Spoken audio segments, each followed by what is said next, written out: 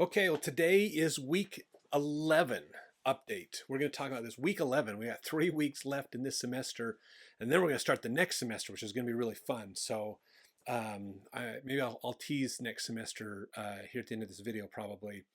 So this week was some really interesting things we got to study in my Chinese class. Was really cool. A lot of cool stuff in there this week. We were studying the Yuan dynasty in China. It's a very unique dynasty in China as far as it's a dynasty that controlled all of China at one point, but it was the Mongol Empire that was the leaders of the Yuan dynasty. So this is when Genghis Khan was around. So we got to study the Mongols and Genghis Khan to this week. Um, Really interesting, some stuff that people don't think about. Mongols, remember, are people that are kind of like part of ancient Chinese, but then they were separated out as seen as not as cool as everybody else. And so that was the origination for the Great Walls, to keep ethnically separated people out. So racism was part of the original idea of the Great Wall of China, basically. Um, but the Mongols had gotten so strong and powerful that they were able to invade into the Chinese Empire and take it over.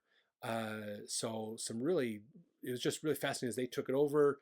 And it wasn't so much Genghis that did, but it was his son, grandson, that did a lot of it to take it over. But the problem was, uh, so the Mongols are nomadic, okay?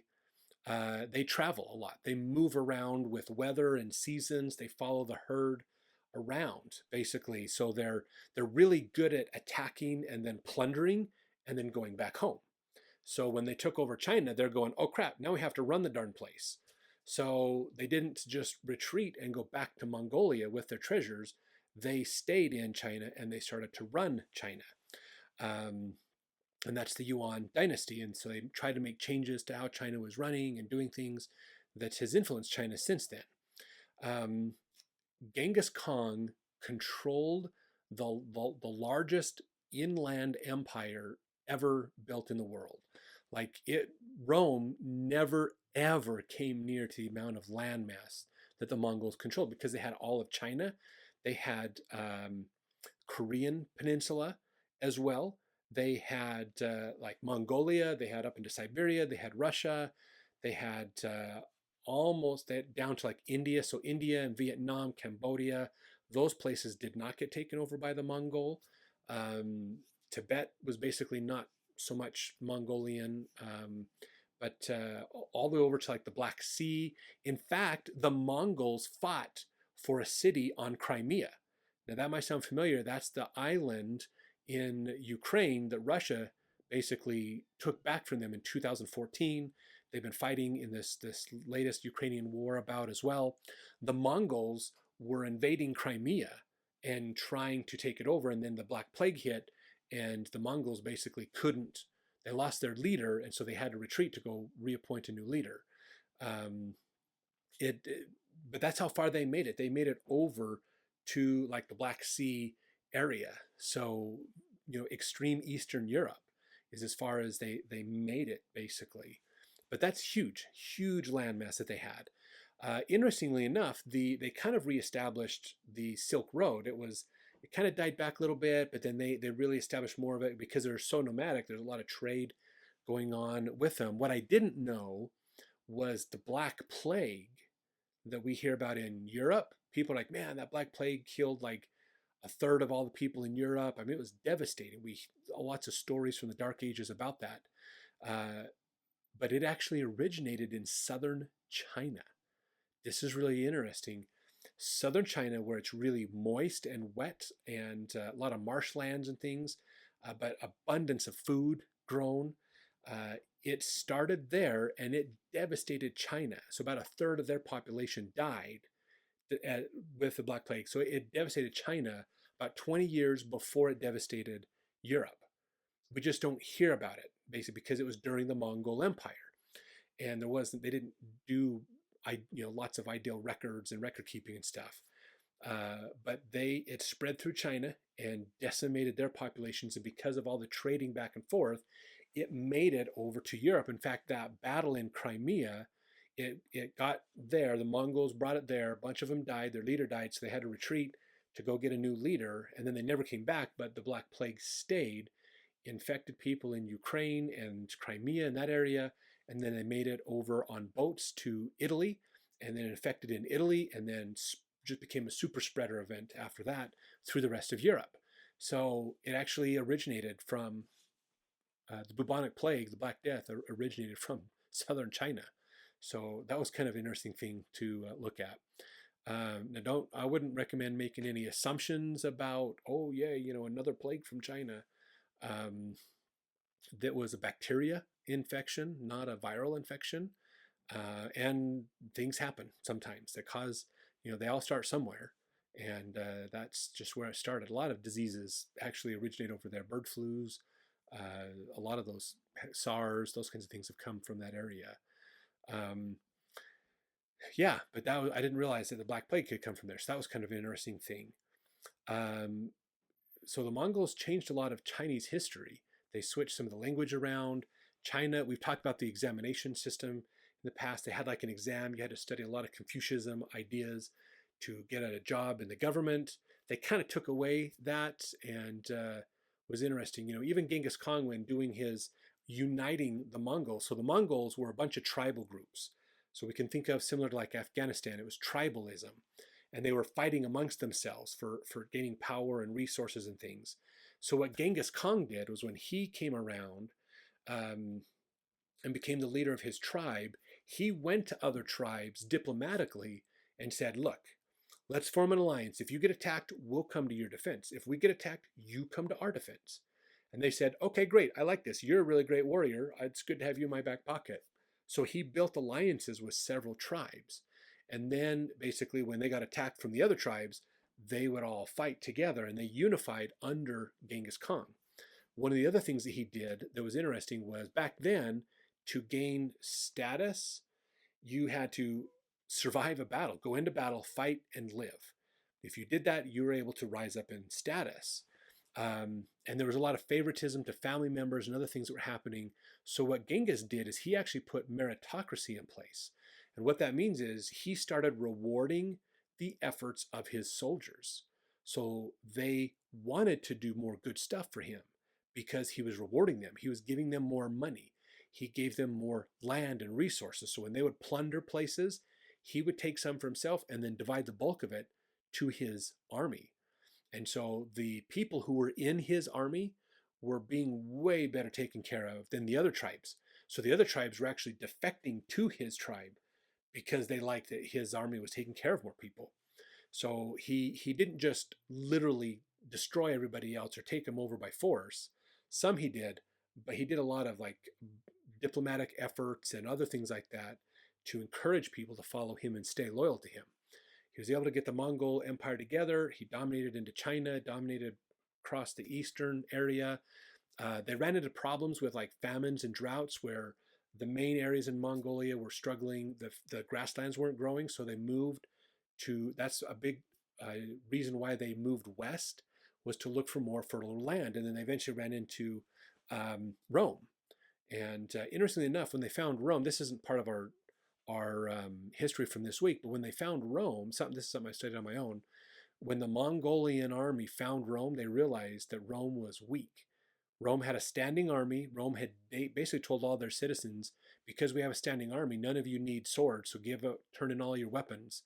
You can have knives to cook with and to cut things, use for your farm utensil and cooking. But other than that, you don't need defensive weapons. So they disarmed the people, so the army had all the weapons, and they gotten lazy, basically, with the wealth and things. And the Mongols are like, you guys are easy pickings. We could wipe you out. And Rome went, yeah, we kind of are. What do you want?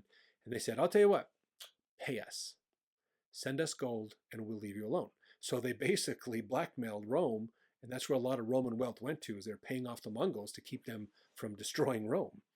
Again, the Mongol Empire was way bigger than the Roman Empire ever was, as far as geographic landmass was concerned. And so it's just interesting how they made such a difference in history. I mean, really, there was a lot there. So a lot of fun stuff. We got to learn about the Mongol Empire and things like that. It was really cool. Um, the so my other class, the Intro to Religious Studies class, this week and into next week, where it's kind of the same subject, we're talking about challenges that religions have ran into. So it's one thing to study a religion inside a box. If you study the teachings of the religion and how the people live the religion and things, okay, that's great, that's nice. But it's a whole nother story when you say, okay, now let's put this religion in the world with cultures that are diverse, with technology changes over time and evolution in the cultures and societies and things like that, with all these competing ideas and conflicts and challenges. What does that religion do with all these other competing issues and things going on? And so that's what we're studying this week and into next week, is looking at how do religions deal with being a part of a greater world. It's been really interesting to just look at how some of these religions have changed and done things. One thing that, as I've gone through the readings, we've learned, Hinduism, Buddhism, Judaism, Christianity, Islam, as we've done the readings to look at how these religions have dealt with challenges in their societies that they've been in as they grow and become big religions. There's kind of two lines of thought that seem to jump out in most every religion. And we can see this, and you can think about this in your own religion as well. There is a progressive line of thought that emerges. So you take your religion, you realize that technology and things are evolving and getting better. And now how does your religion deal with those changing times? So progressive ideas come in where there's a group of people in the religion that say we need to adapt our thinking about our religion to understand the context of this changing world times. And that would be considered more of a progressive idea. So they want to take the religion and progress it with modernism, basically. And there's good and bad in there, I would say, as far as what is truth. Some things are truth about it in that growth and improving the religious ideas, and some are not. But then you have another group of people, usually called a conservative group, or orthodox is a very common term to use. These are the people, orthodox people are the ones that say, nope, we're not changing with the times, we're sticking with what we've always had. And they just let the world progress, but they stay the same, basically. So that's more of an orthodox or very ultra-conservative perspective of their religion. So religions evolve and adjust in the conflict between these two groups, because the world is changing, the world is moving, things are happening. What do we do about it in relation to our religion? Does what we were taught in the past stay exactly the same? Or does what we were taught maybe work for that time, but maybe our interpretations need to be updated for today's time?